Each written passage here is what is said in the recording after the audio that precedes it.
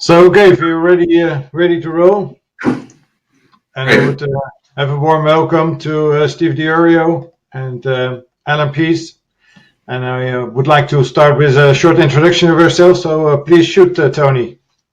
Great. Thanks, Michelle. Thanks for having us. I'm Tony Pace. I'm the President and Chief Executive Officer of the Marketing Accountability Standards Board, which marketing accountability is actually not an oxymoron. It's something that's very close to our hearts. And across our work over the years, I have had the very good fortune of getting to know and work with Steve DiOrio.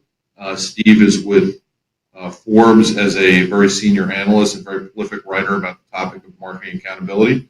So, we're the proverbial brothers from another mother because we both like the marketing accountability issue. And as part of our journey on this whole thing together, Steve has actually been named a MASB fellow because across the MASB organization, we thought Steve brought an awful lot to the dialogue and the continuing pursuit of marketing accountability. So, Steve, thanks for doing the fellow job, and why don't you add to your introduction that I've already given you? Thank you. We have built a strong partnership with Forbes, which allows the academics, experts, and practitioners within the Marketing Accountability Standards Board to interact with a broader cross-section of CMOs as well as analytics leads and chief financial officers from many of the leading brands to expand this conversation, which we think is starting to accelerate and make an impact.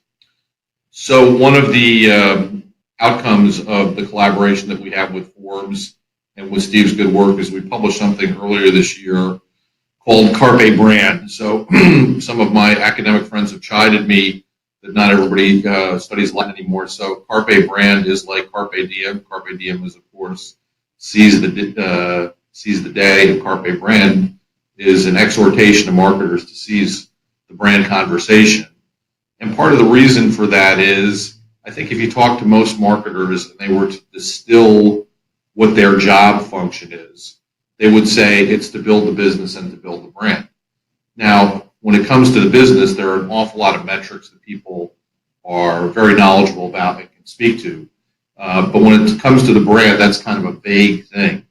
And when you talk about the subject of brand value, people say, well, you really can't value a brand. Well, the interesting thing from our viewpoint is the International Standards Organization, ISO, has time with the efforts of MASB worked to develop standards on brand valuation and even more recently on brand evaluation. And only this past June actually announced the unanimous passage of ISO 20671, which requires that all brands be valued on an annual basis. And included in that evaluation is the valuation. And that's created an awful lot of conversation about should I do that and why that's actually important. And collaborating with Steve, we've done a number of things over the years, talking about the marketing value chain and talking about brand value. And what we were hoping to do today is maybe outline that a little bit so people understood this somewhat complex, but when you really boil it down, very, very important topic. So, Steve, maybe you want to talk a little bit about the marketing value chain, and then we can jump into brand value. Yeah, Tony makes a great point. The reason that brand value is important is it's a financial asset, like inventory, real estate, or marketable securities. Yet all three of those are reflected and updated, most importantly, on the financial statements for investors every year. The brand, which is larger in most cases than all of those, is not valued or reported as a financial asset. And in a world where most or much of firm value in terms of stock price is intangible assets, understanding and quantifying the value of this brand is increasingly important to investors as they try to make rational resource allocation and growth investment decisions. So we are excited by the notion that not only is there transparent math that can help us calculate a financial value of the brand, but there's this impetus to update it every year. Does it go up? Does it go down? Are we doing a good job? Are we destroying value in reports? And so the evaluation component that Tony talks about is critically important. Tony mentioned something called the marketing value chain. We've laid out this math. All it is making transparent the financial equation that connects marketing investments and actions to firm value and financial performance in a way that senior financial leaders and investors can understand why the brand is driving future cash flow. This math is, I guess, outlined in the brand evaluation standard. It's understandable, but it's never been transparent because of the nature of the business. Some people think brand valuation is a secret art that smart investors use to arbitrage investment opportunities. Others, provided view that it's IP that they can't share for their consulting businesses. Our belief is that the more business and financial leaders understand the mathematical equation that connects marketing investment to share price, the smarter growth decisions and resource allocation decisions will be made.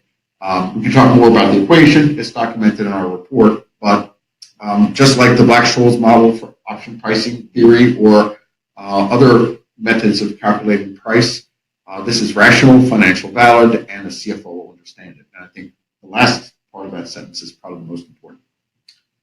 So one of the things that we have heard quite often as we've gone around and talked to people about the ISO standard is, wow, ISO is really they're the world standard setter, and all my people in engineering and science and product development, they abide by ISO because they're the rule.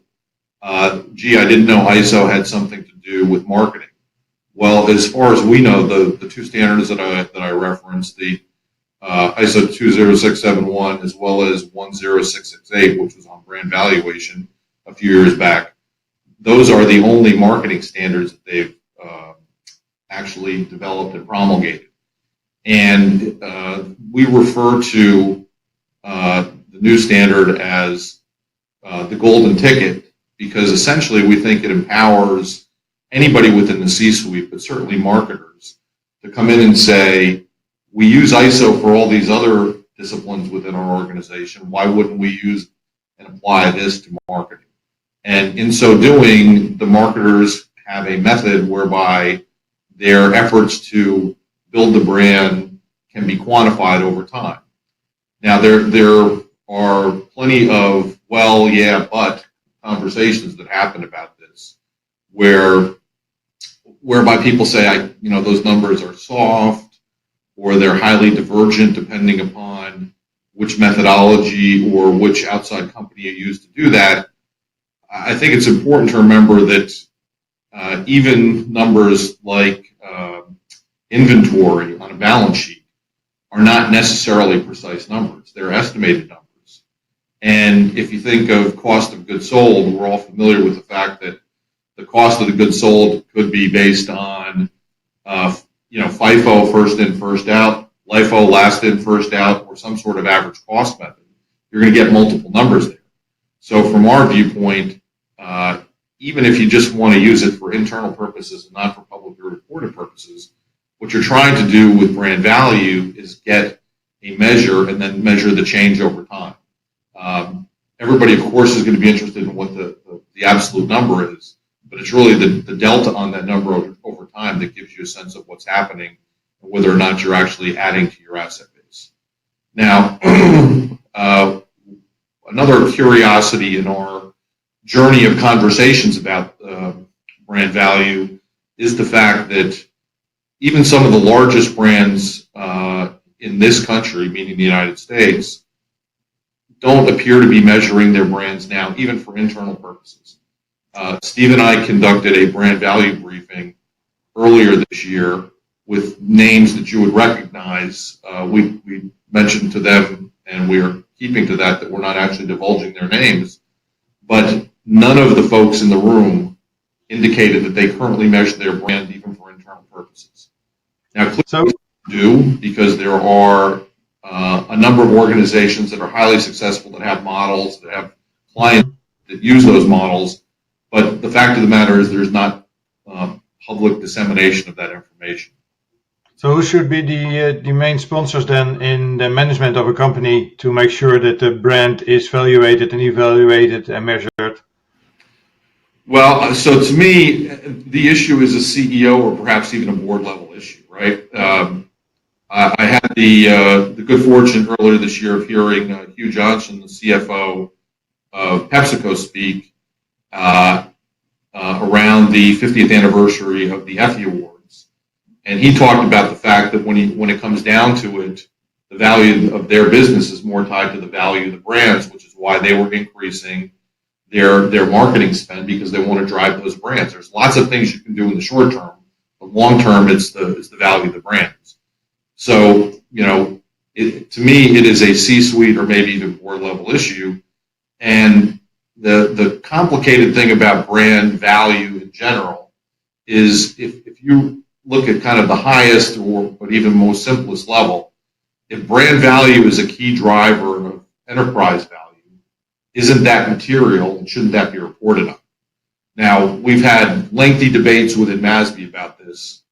I referred to some of my very esteemed colleagues as balance sheet hawks, meaning that they want brand reported on the balance sheet. I think that's a little bit too complex.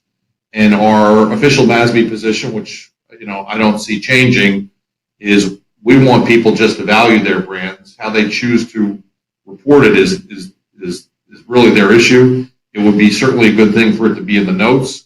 But if most brands aren't even valuing themselves right now internally, we need to take, small steps first. And that first small step would be, for their own purposes, assess the value of their brand. So maybe, Steve, there's a lot of data and research and market research involved in getting the evaluation of the brand. Is there a return on investment on the valuation and evaluation of your branding? That's a great question. I'm glad you wrote that question. Every organization spends thousands, if not millions, of dollars on market research. On top of that, or as a substitute, organizations are looking for digital technology to provide additional insights through first-party, second-party, and third-party data into the consumer. So any organization in a workshop that I'm in is spending millions of dollars on what they ostensibly call market research already. So this money is being spent, and I throw customer analytics investment into this pot. People are measuring, but to what end? Our point by saying that the only measure of marketing success is firm value or financial performance in terms of future profits and cash flow suggests that any market research being done by the organization should conform to an equation that ultimately ends up with profit growth, share price growth, and future cash flow. Let me expound. Any way that you calculate value, the brand only creates value to the degree that it modifies behavior in 8 different ways. It's an oversimplification, but it's a rigorous one. Our brand only has value to the degree that people choose more, buy faster, refer more, or pay more, and variants of that. If a brand does not let you win more, support price premiums, gain share of wallet, mind share, whatever with the distributors, whatever it is not creating value. So it asks a fundamental question: if I'm doing market research on likes, eyeballs, brand awareness, the question I ask is that research telling me, are they buying more? Are they paying more? Are they buying faster? Are they referring more? Those are the only 8 things I care about. So my point to you would be market research spend should only support those measures. And our experience is there's a lot of market research being done that supports measures that are not connected to financial value. So I think the discipline of brand valuation brings focus to that investment, which I believe a lot of it is wasted, and also creates an operating metric for me to evaluate a brand manager or a product manager in a financially valid way that allows the CFO to say, this person grew the brand, this person didn't grow the brand. We'll talk about write-downs and write-offs where brands like Kraft and Gillette are eroding in value to the tune of billions of dollars. If I'm a manager involved in that business, I want operating measures that allow me to mitigate that or reverse that trend. And so my broad point to your question would be any investment in marketing research, and I will throw in now marketing analytics and marketing technology, should add up to some financially valid metric. And I think our focus on the marketing value chain and brand valuation and firm value as the only scorecard of marketing takes that investment and applies it towards operating metrics and measures that are actually going to help the organization. Without that, I think there's a lot of fake or non-rigorous market research, and that MASB is in the business of certifying this. You want to expand on that? Yeah, so there's been an explosion in the number of services that are out there that are applying technology to get at certain numbers which they would warrant as being valuable in assessing the marketing value received. There are some very good services out there. There's also some things that are not very, very well proven. One of the things we do at MASB, which I think has been very helpful, is we have a measurement metric audit protocol whereby we see inside the black box and we understand whether or not something is doing what it's supposed to be doing.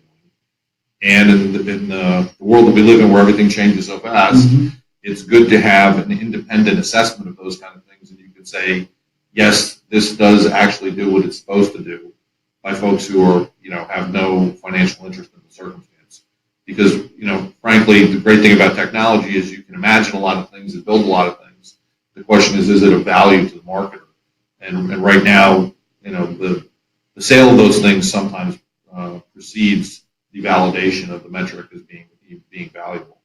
I wanted to go back to your comment about Gillette and Kraft and just make a little bit of a reference there since we went through it a little bit quickly.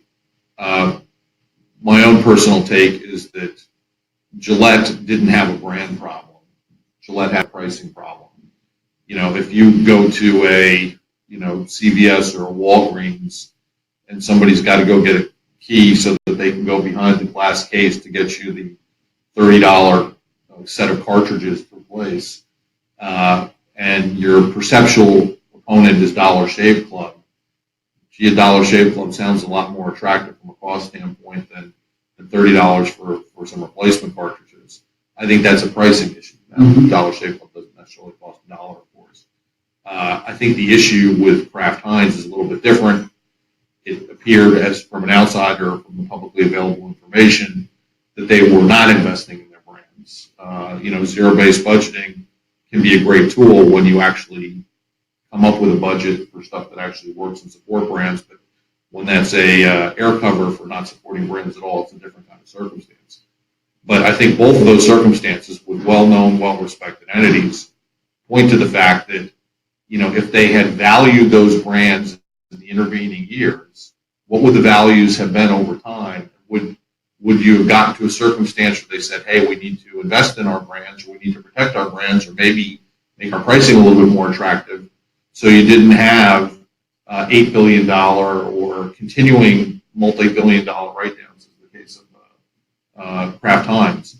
If that discussion about brand value was happening on a regular basis as part of the brand evaluation process, as the ISO standard said, would you have been able to remedy those circumstances in a productive way for the current shareholders? I think at least that conversation would happen, which is the first step in potentially addressing something. So the ISO method is, of course, a major step forward in brand evaluation and evaluation. But how can owners and investors be sure about the value as part of the company value of a brand value? Well, I think that's where you get to the valuation methodology that you would choose to engage. Steve and I talked an awful lot about, so how is this going to play out over time? I think the very pragmatic advice that I've been giving to people is, well, if you're just starting out on this process, what you're probably going to want to do is survey the field of providers. Maybe bring in, several of them, I would say at least 3 of them, see which of their methodologies lines up most with the way your business to operate, and then have them do an exercise where they come back to you with what they think the answer is. And I, personally, my recommendation is to have people pay for that and then decide which one to engage and go forward with it. Some people concurrently are going to come up with their own internal methodology, which is the whole piece that we put together in terms of Carpe brand and even the marketing value chain. If talking about value as it pertains to marketing, if you're only talking about cost, you're really not going to get to the brand building kind of stuff. Because how do you distinguish between, which activities are yielding the best marketing return? So, I don't think this is not like go get one number and then kind of, wipe your hands and say, hey, we did the number, we have it, it seems okay, or we don't really like it. This has got to be an ongoing piece of what your annual brand assessment and planning process is. So since you've mentioned the marketing value chain, can you tell us a bit where the accountability of brand management comes in the value chain? Yeah, so the value chain is a 5-point equation. And it's very simple causal chain of effects that starts with what the brand manager owns: the marketing mix, the 4 Ps, pricing, placement, and the promotion product. But it also includes owned, earned, and paid media. Owned channels are now digital channels, content, where people are spending a ton of money. Analytics is now 8% of the marketing budget. Marketing technology, delivery of ads is a big part of the budget. So we believe in a large managed portfolio of investments that is largely directed by the brand manager. So if I have an investment portfolio with 20 elements in it that is as complex as that being run by a financial advisor or a hedge fund manager, I now have the objective of what am I trying to do?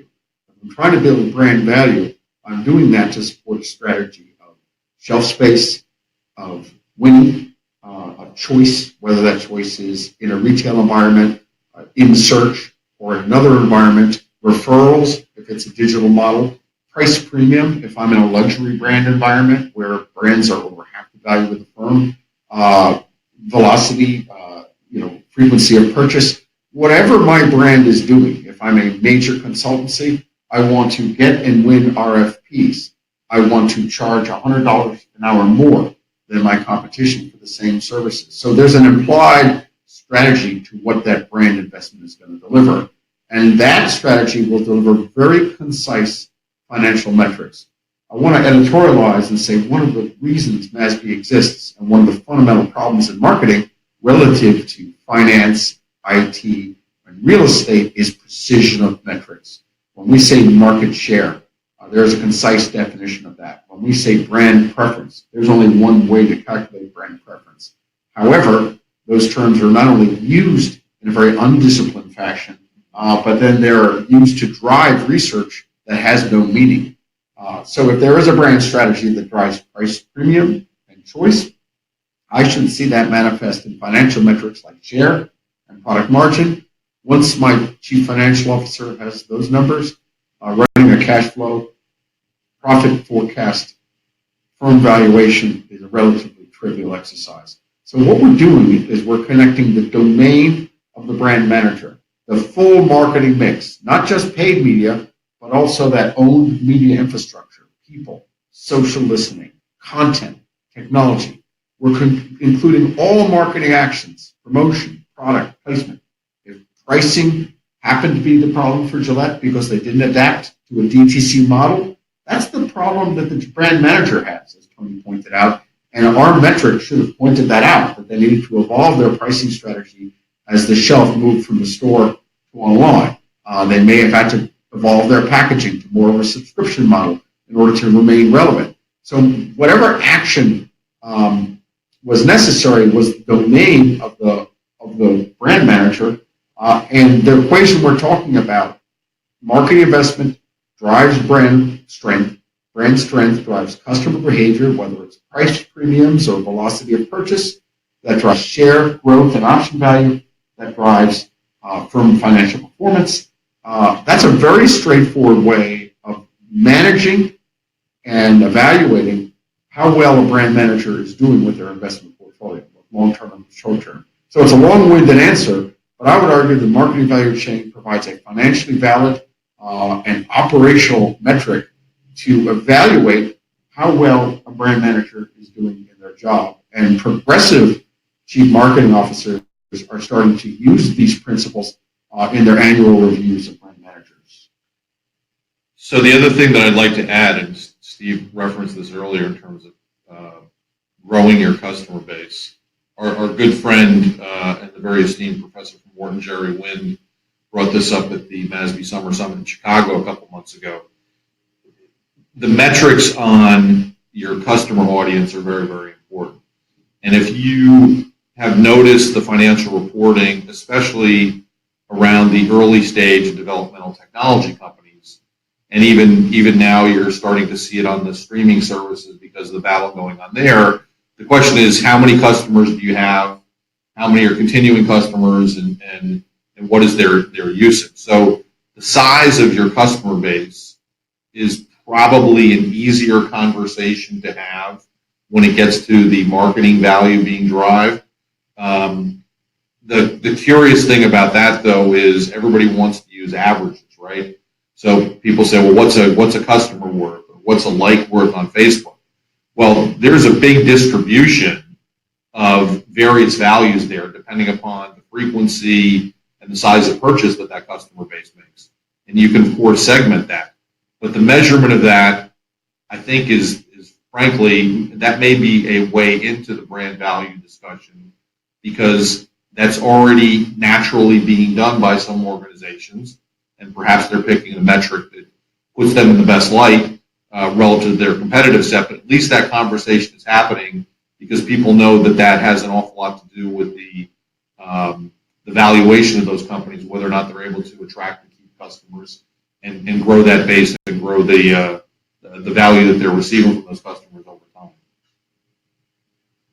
Okay. Well, as you said, this is all about companies that are measuring their brand value and evaluating their brand value. Are there any blocking assumptions or blocking beliefs why companies are not yet investing in measuring their brand value and evaluating it? Well, not to be too cheeky about it, but I think in the investor relations space, especially, and in the accounting space, they don't want to deviate from what has been historically done, right? So to me, the standard is, if something's material, it should be reported upon, right? I would say it's now pretty accepted practice that if a senior executive has got a health issue, that's going to be discussed, because that's seen as potentially influencing what happens in the organization going forward. I would say, in like fashion, anything having to do with the brand and anything to do with the size of the customer base, those things to me are also material, and really don't get many arguments about that. The second block there is, well, we can't really do that because those numbers are soft or they're all over the place.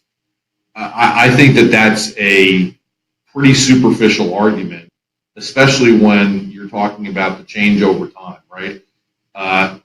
Unfortunately, all of the firms that are expert in brand valuation have found that it's a successful public relations strategy to put out a list with values on it.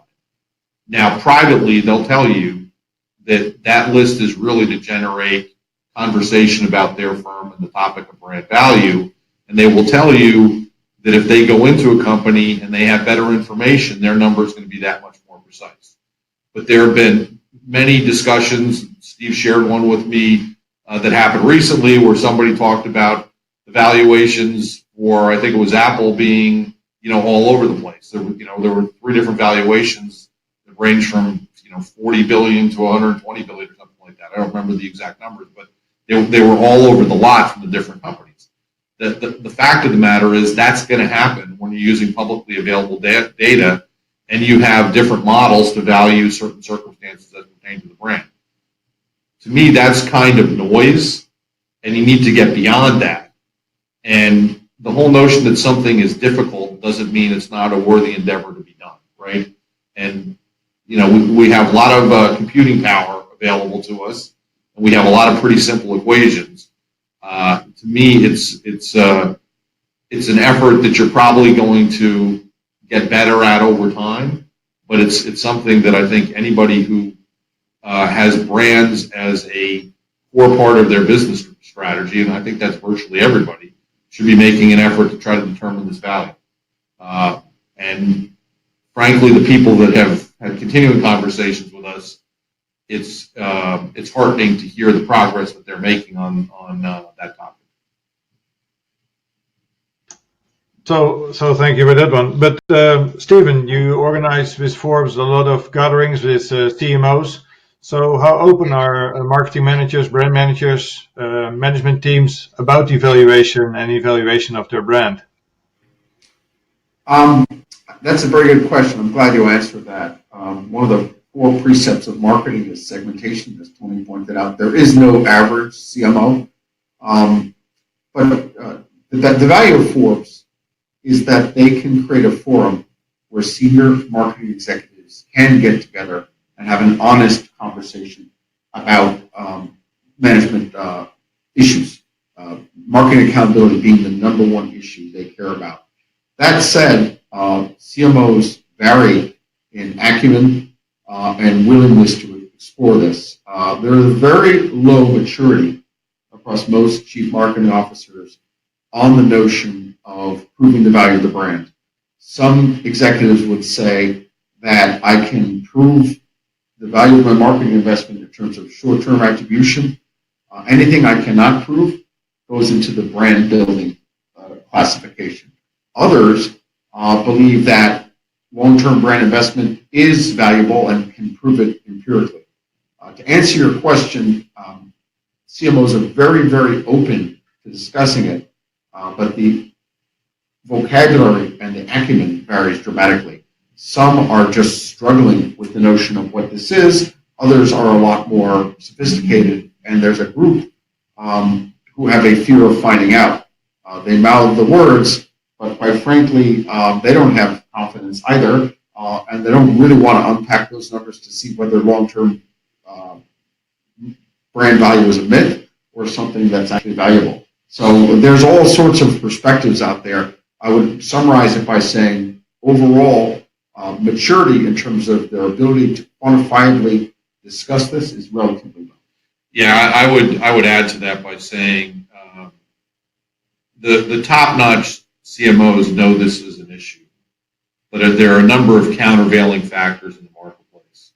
Our good friend Greg Welch and Spencer Stewart, they publish every year a document about the tenure of CMOs, and it went up from 20-something months to 30-something months, since the Great Recession. But now it's kind of going. I think it got into the 40s, but it seems to be backsliding right now. I think that the CMO position turns over about as frequently as most coaches or managers of Major League Sports franchises here in the U.S. So a big long-term issue like measuring the brand, where there is no standard that's been adopted, is probably not on the front of the plate in terms of most CMOs, even the best CMOs. The second piece in that is, that people are relatedly kind of fearful of adding, another metric to be evaluated by. And to borrow a phrase kind of from some of my old colleagues at McCann Erickson, there are a lot of people in marketing who aren't really sure they believe that marketing does what it's supposed to do, right? So it's kind of the atheist being in charge of the church kind of thing, right? They don't, they, they've been in marketing, they've done it for a long time, they've seen the model to move ahead, but they're not sure it's going to be able to deliver on all the promises that are out there. So I think all of those things weigh against this being adopted because it's a longer term kind of piece that, in the short term world that we live in, is not going to get the attention of all the things that require immediate action and immediate, teamwork against. So, do you have a clue about the average percentage, or just an estimate percentage of the Fortune 500 companies that are measuring their brand value? Well, I don't have necessarily a representative sample, but based on the conversations that we've had broadly and individually over the course of the last, 4 or 5 months, I would say that it's probably less than 1 in 5, maybe even less than 1 in 10. Again, that's not a full done survey, but that's a plenty of conversations with pretty smart folks, broadly and narrowly. I would echo, Tony, let's say a broad estimate of under 10%. And the criteria I would use there was, did they fund a formal brand evaluation study? Are they reporting, like several MASB members, the value of the brand in notes on their financial statements or the contribution of marketing? Do they have an internal model that they are using to value and update brands, for example, through M&A or through integration? So if you add up those conditions, that this is a company who's investing in valuing brand, I'd say under 10%, maybe generously under 20%, as Tony points out. So, do you consider the ISO method, which has been developed by MASB and Forbes, actually to be something just for the large companies, the multinationals, or is it also for mid-sized companies, national companies? So to me, the methodology, because it's kind of a meta methodology, really is for anybody. I mean, it's for a small and emerging brand versus a house of brands with many brands inside it. A brand orientation means you're thinking about your business long term. Unfortunately, the nature of capitalism now is such that everybody's focused on the very, very, very short term, right?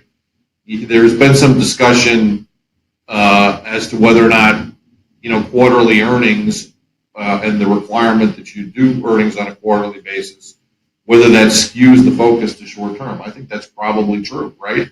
And, everybody's talking about emerging, startup companies and which round of financing they're on. That's all about what the short-term status is, right? So hyper short-termism is the nature of how we work right now, but it's not necessarily the right thing for businesses in the long term. And if you really want to get people thinking like owners, okay, they need to think about the brand for today and tomorrow and next week and next month and, much longer time frames going out to 4, 5, 10 years, right? So that orientation really, to me, belongs to any kind of business. I won't say that it's easier in a smaller business, but when you have people behaving like owners, I think they value the brand even more so. Yeah, I'll echo Tony's point. The brand is a long-term view. And second, I want to color this in that I think, to your question, this discipline of valuing the brand is relevant to every size business, whether it's a local loyal company who is the trusted member of the community, whether it's an A-round technology startup. If you look at the activity that a technology startup does, they're fighting hard for PR, getting on Gartner Group lists, getting their name out there, sponsorships. That's a big part of the mix because they realize that Endorse me on LinkedIn. Yeah, but so whether it's an A-round technology startup, I would argue most of their investment goes towards getting nameplate customers to reinforce their brand or getting their name out there. A locally owned hardware store or oil company who is a trusted family owned, been around for 20 years. Those are long-term thinking people. They make good decisions around the long-term equity of their brand, as well as as I mentioned, any brand manager or any organization who's using media has to win support, whether it's win choice, whether it's on the shelf, on an Alexa device, in search. I think it's a relevant discipline to almost anybody who believes that there is long-term latent equity in their business. You can make an argument that the social media platforms require every business to now think like a brand, right? Because when somebody says best hardware advice near me, right? Whether they're clicking that on their phone or they're saying, Alexa, who can give me good advice on how to replace this door? The brand name is the thing that you want to come up, whether you're John's Hardware or whether you're Home Depot. And everybody's got to think like a brand, which is why I think all long-term brand thinking has got to be near the forefront for any business that wants to be successful over a significant period of time. Okay, thanks. So, what are the most important market conditions that influence brand value and the evaluation process? Well, I'm not sure, Michelle, this is exactly your question, but one of the things that I worry about as a marketer is generally across the world, we have exceedingly low interest rates right now, right? Yeah. You've got negative interest rates, which some of us never thought we would see in our lifetimes in some markets around the globe. If you're valuing a brand via a discounted cash flow model, the brand is, even if the cash flows are identical, the brand value you're getting today is higher because of the very low interest rates.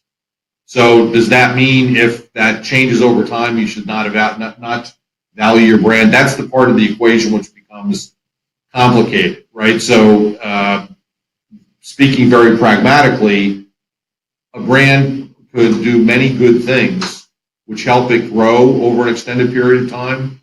But if interest rates go up from their perhaps unnaturally low state that they're in right now, that's not necessarily going to be reflected in the brand value. So I think people need to, A, understand that, and B, that's why other metrics like brand preference need to be prominently mentioned, at least in internal conversations, about how does our brand stand today and tomorrow.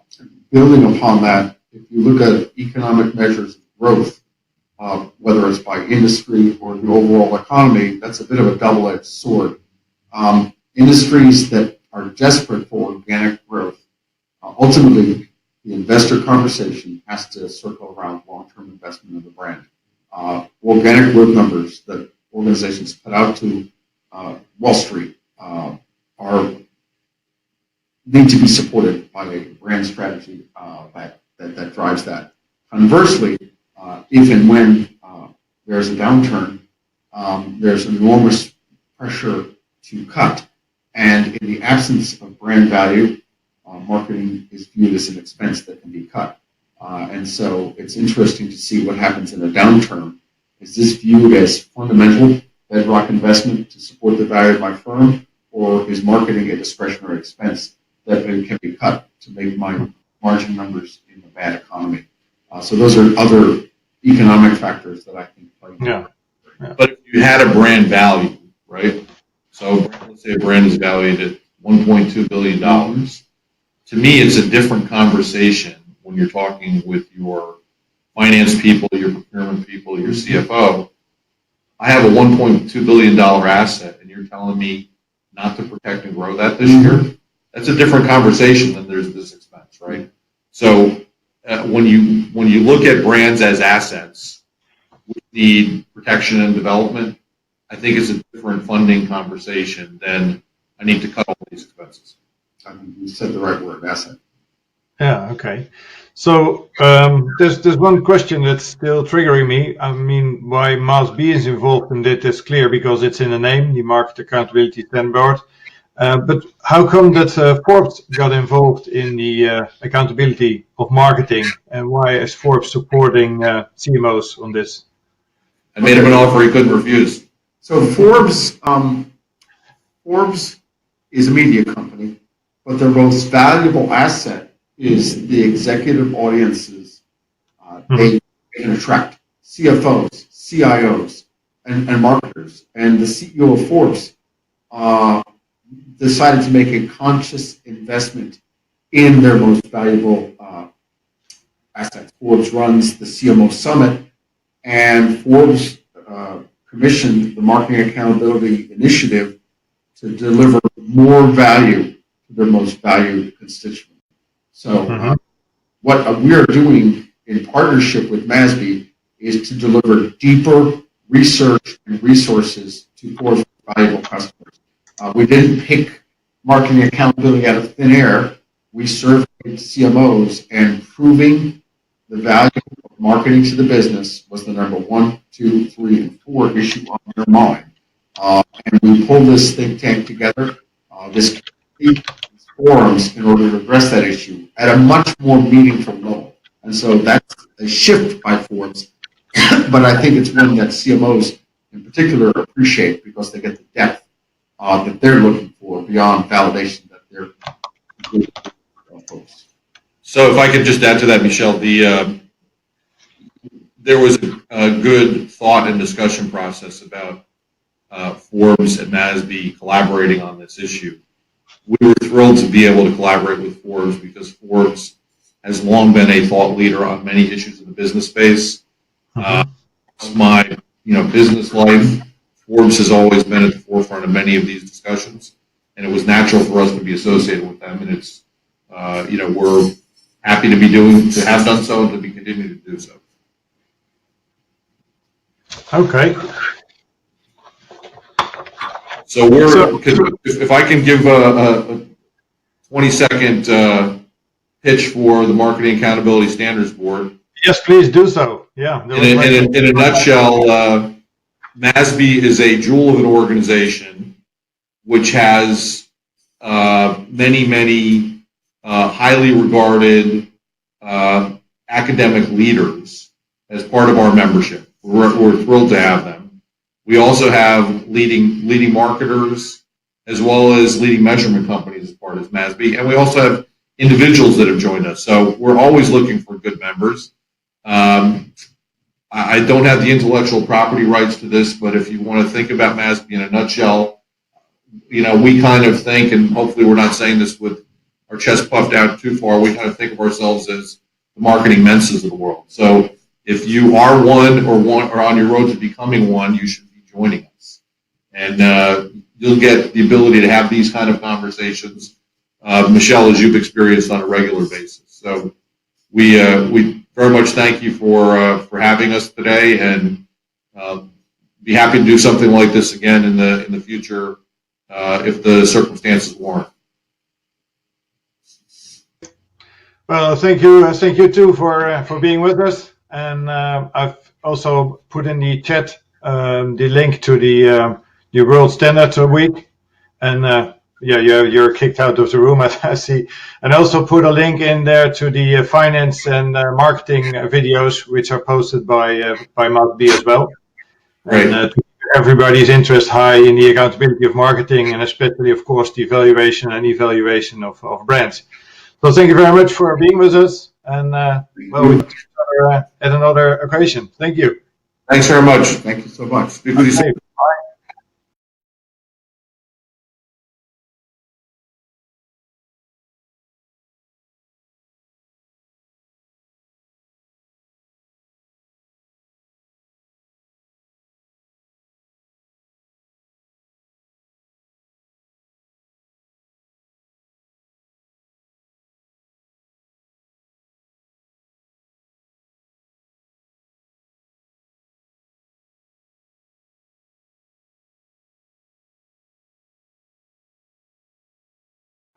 Well, technically, Carpe brand means seize the brand, right? And we believe that brands are an important part of the value that you provide to customers, and that translates into the value for the firm. Carpe brand is a rallying cry. It means that the brand is everything. It's the inspiration for people to rally to it. For me, a brand is a company that shares my values, a company I can trust. Quantitatively measuring your corporate brand is absolutely essential in understanding where you are, understanding the value that it has, and understanding how to measure it. Every group working together to enhance that enterprise value over time. What we really need to measure is not the value of a brand, but rather the change in the value of a brand over time. It all depends on what the word brand means. Unless we are very clear about what a brand is, we are not going to be able to make brands stronger and more profitable for companies.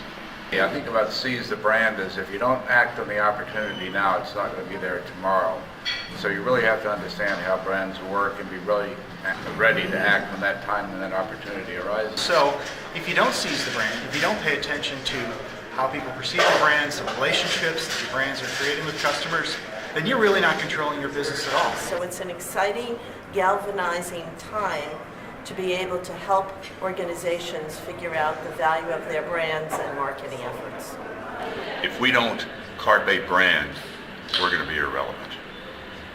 Ultimately, everyone needs to understand that brand is an investment.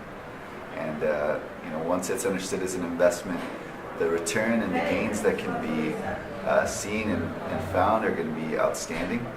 Well, if you don't seize the brand, somebody else is going to do it for you.